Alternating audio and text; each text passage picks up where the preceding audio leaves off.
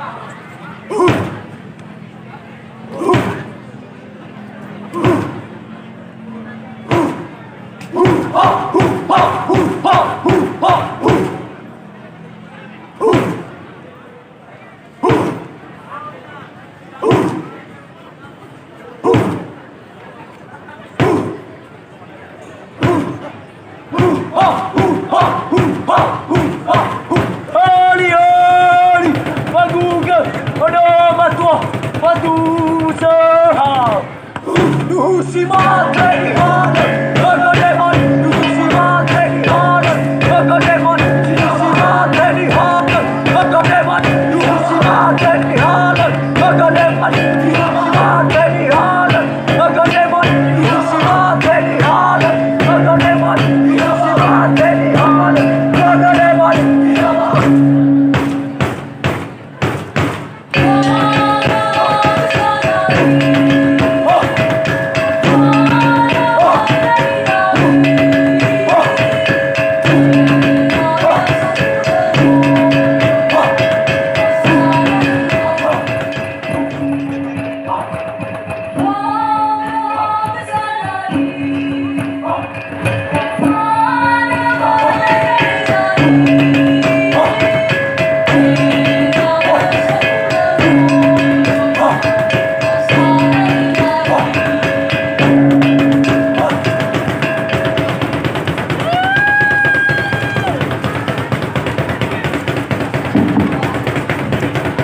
Demikianlah penampilan dari peserta nomor urut 7.